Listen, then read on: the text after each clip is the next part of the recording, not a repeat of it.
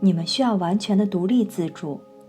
当你们改变的时候，需要一个自由的空间，在其中，你无需为别人负责，同时，你也不能去强求别人，除非你允许他们拥有着同样的权利。你要在很多方面重新定义关系与合作的整个概念。关系就是合作，它是一项约定的频率合作，或者说频率调节的混合。你们许多旧的关系模式开始显得让人恼火，因为你们已经发现了一个自由的频率。你们的使命就是把那自由的频率拉到地球上。当然，你要先把它拉进自己的生活、家庭和关系当中。理想的情况下，你将学习如何身处错综复杂关系的同时，保持自由。不幸的是，在地球上，关系意味着占有。当一对男女结婚，女方的父亲角色通常是让出，换句话说，要有一个男人来接手。如此一来，关系当中就会对另一个人的行为有着强烈的期待。要明确你对关系的认识，这将会有长远的益处。就像亲子关系当中不存在占有关系一样，男女关系当中也没有占有关系。当你与另一个人进行能量沟通的时候，你就与对方相连接。理想的情况下，在所有的能量转接和中继过程当中，都存在着交流。其实，男性也会像女性一样，给出自己的力量。他们把能量送给政府，因为政府说：“来吧，冒点生命的危险，坚定立场，为我们而战。如果你的身体被切开了，我们会在医院好好照顾你，给你一些钱，有什么吗？去吧。”然后，男性就服从了，服从和给出个人力量的锁链就完整了。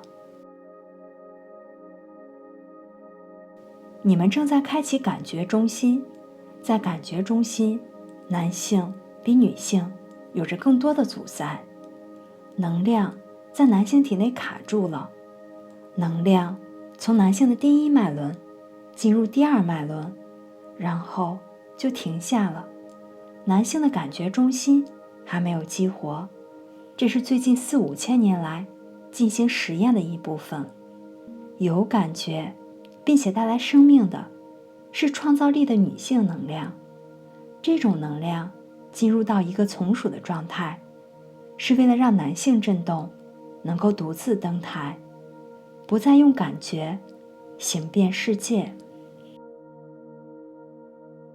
我们希望你们可以看到全局，我们着眼的是意识的运动。女性携带着魔法和直觉，她们同意放弃这些。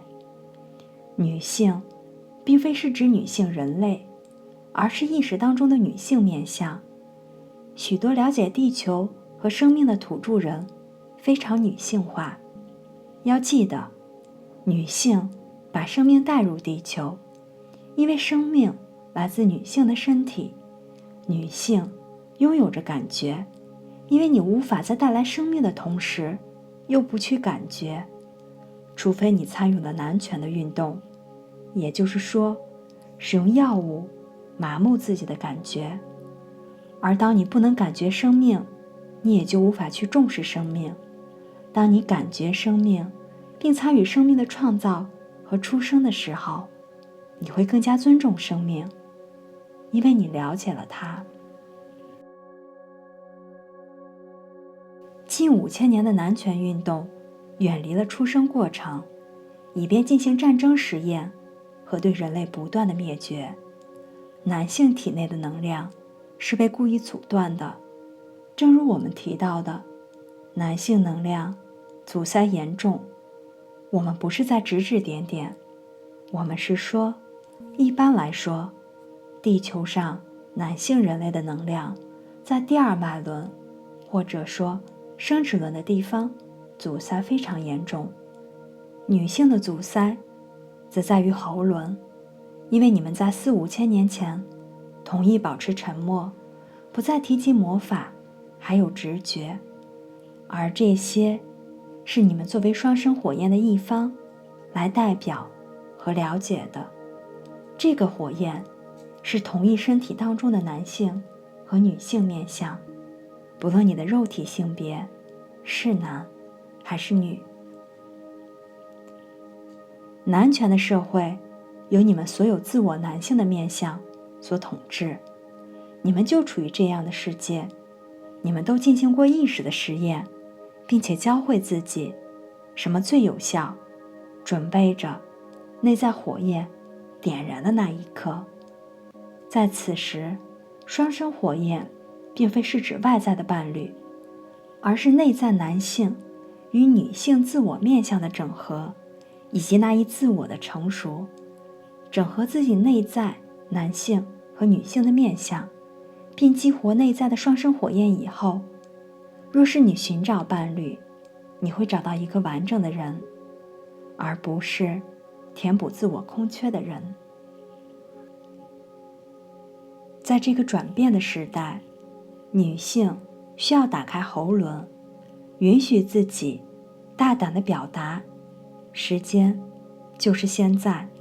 而男性的挑战是了解女性和其他的男性，并允许感觉进入性关系的表达。很多男人都很难理解女人，女人把他们逼疯，确实如此。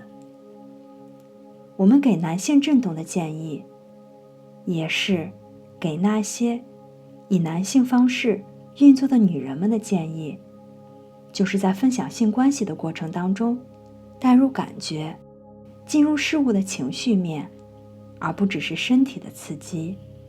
有一种情绪的刺激，需要情绪投入和情绪的信任。在电磁方面来说，情绪的刺激会打开你内在的某个频率，性所代表的这个频率会提醒你的神性。男性关掉了感觉中心，为了体验地球掌管者的角色，因为关掉感觉中心，他才能发动战争、杀戮和统治地球。女性同意关掉了语言中心，如此，男性才有机会接管系统。所有的这些都将进入稳定或者平衡。大约30年前，女性开始打开喉轮，有机会去发言。问题是，很多女性打开了语言中心，却关闭了感觉中心，变得很像男人，需要建立一种平衡。女性需要唤醒内在的女性原型，她身为女人，却精通体内男性振动的使用。她独自闯荡世界，感觉很强大。她可以不戴面纱，走在大街上，自主决定是否结婚。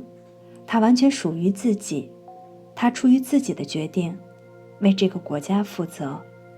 现在，她正开始变得柔软，并唤醒内在那滋养她和给她带来生命的那一部分。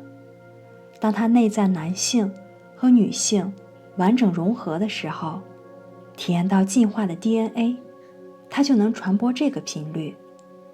这个频率将遍布地球，而男性也要不可避免地去打开感觉中心，这是为了与女性建立平衡，男性必须迈出的下一步。